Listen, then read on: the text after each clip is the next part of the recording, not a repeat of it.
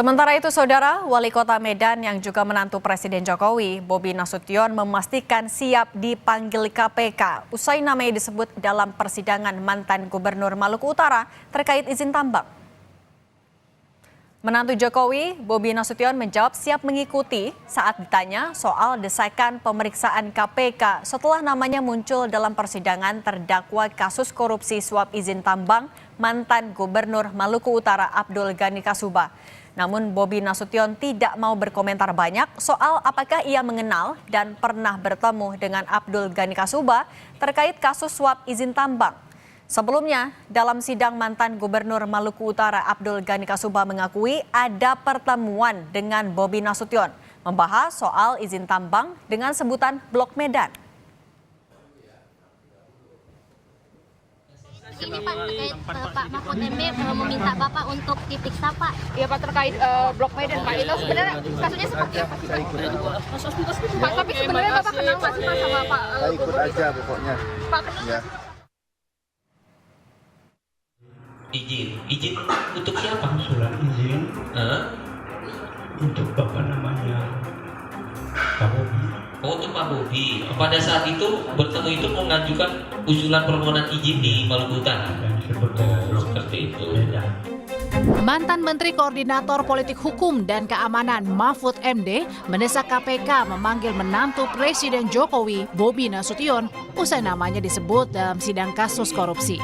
Dalam video yang diunggah di akun media sosialnya, Mahfud MD bilang disebutnya Bobi dalam sidang telah menjadi bagian dari fakta persidangan sehingga KPK tidak boleh membiarkannya. Mahfud menilai pemanggilan Bobi oleh KPK sebagai bentuk keseriusan KPK dalam proses penegakan hukum. KPK tidak boleh membiarkan ini satu, tetapi bahwa ini belum waktunya, kan belum vonis kan.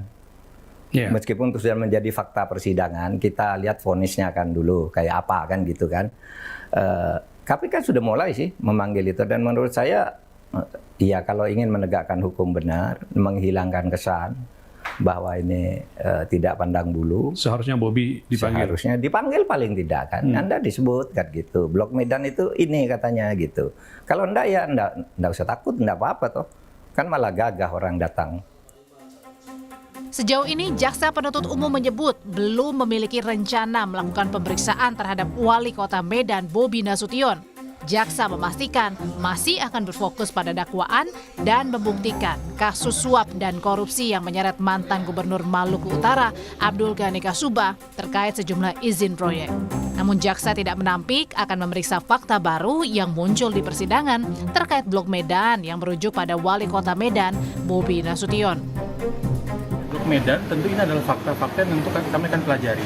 Apakah ini berkaitan dan beririsan langsung dengan perbuatan tindak pidana gubernur atau tidak. Nah tentunya fasenya ini bukan di pada saat penuntutan, tapi di luar itu. Transaksi yang kemudian menemui beberapa orang terkait di luar dakwaan kami tidak bisa berkomentar.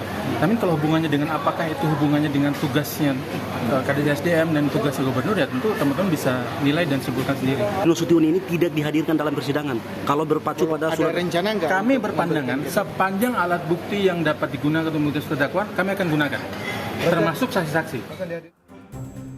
Sebelumnya dalam sidang, mantan Gubernur Maluku Utara Abdul Ghani Kasuba mengaku pernah ke Medan, Sumatera Utara untuk membahas terkait izin pertambangan nikel di Blok Halmahera Timur. Kepada Jaksa Penuntut Umum KPK, Abdul Ghani Kasuba menyebut izin tambang tersebut akan diberikan untuk Wali Kota Medan Bobi Nasution dengan kode Blok Medan. Terkait apa? Kenapa blok di Halmahera Timur, saudara terdakwa? Tambang nikel. Iya, kenapa terkait? Ya maksudnya blok di Halmahera Timur kan tambang nikel. Ya, membahasnya terkait apa tambang nikel itu harus seperti apa? Izin untuk siapa? Surat izin untuk Bapak namanya Pak Bobi. Oh, untuk Pak Bobi. Pada saat itu bertemu itu mengajukan usulan permohonan izin di Maluku Utara. Dan seperti itu. Oke.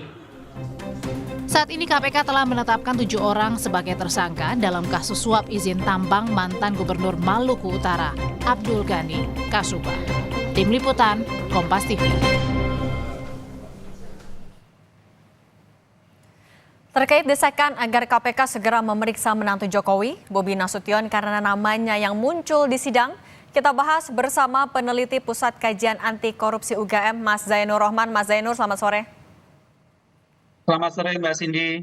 Mas Zainur, nama Bobi Nasution kan muncul di persidangan kasus korupsi izin tambang ex-gubernur Malut. Nah, kalau Anda melihatnya urgensi untuk memeriksa atau memanggil Bobi Nasution oleh KPK seberapa besar?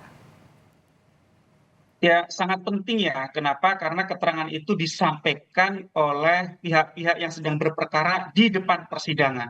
Oleh karena itu, sesuai dengan prinsip equality before the law, KPK harus menindaklanjuti informasi tersebut dengan melakukan pemeriksaan, melakukan pendalaman investigasi terhadap kebenaran informasi tersebut. Caranya bagaimana? Tentu harus dilakukan pemanggilan terhadap nama yang disebut. Nah, pertanyaannya kan adalah apakah pemanggilan tersebut dilakukan di persidangan yang saat ini berlangsung atau dilakukan di luar itu dengan melakukan penyelidikan kasus baru misalnya.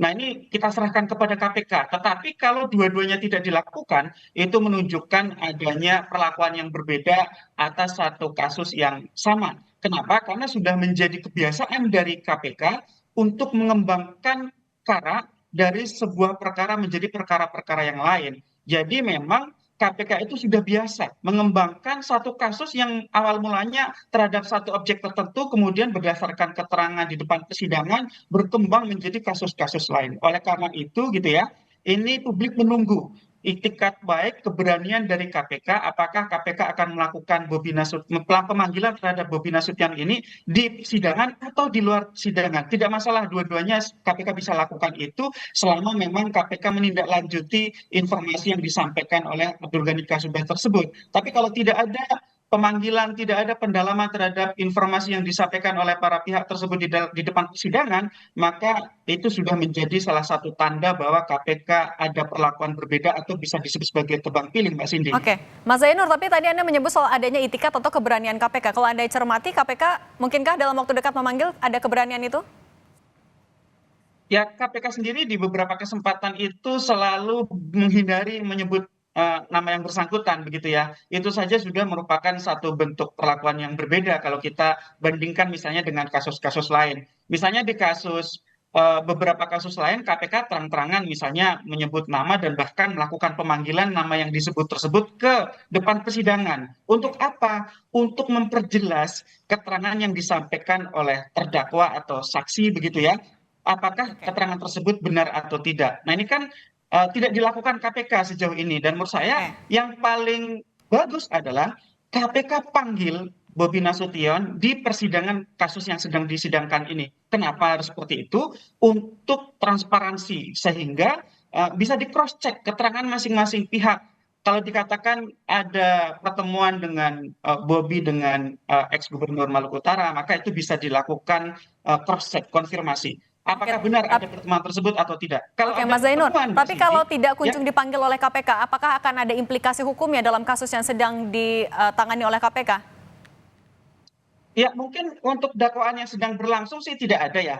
Tetapi terhadap prinsip equality before the law, kesamaan di depan hukum, saya pikir itu menjadi tercederai begitu ya. Artinya kasus tidak akan berkembang, Mbak Cindy. Kasus akan terlokalisir di kasus yang sekarang sedang disidangkan. Padahal SOP KPK dari dulu adalah selalu mengembangkan kasus dari satu kasus ke kasus-kasus yang lain dengan tujuan apa, Mbak Cindy? Dengan tujuan untuk mengungkap secara utuh, lengkap kejahatan yang dilakukan oleh para penyelenggara negara di satu lokus kementerian, lembaga, atau daerah tertentu. Setelah itu kemudian dilakukan scanning terhadap problem korupsi tersebut untuk dilakukan program-program pencegahan. Kalau tidak lengkap seperti ini, yang sekarang kita lihat, maka ya kemudian identifikasi permasalahannya tidak akan berjalan secara lengkap dan nanti resep-resep perbaikannya juga tidak akan lengkap, Mbak Cindy. Oke, itikat, keberanian dan transparansi oleh KPK itu yang disoroti juga oleh masyarakat dalam kasus ini. Terima kasih Mas Zainur Rohman, peneliti Pusat Kajian Anti Korupsi UGM sudah berbagi dengan Kompas Petang. Sehat selalu, Mas. Terima kasih.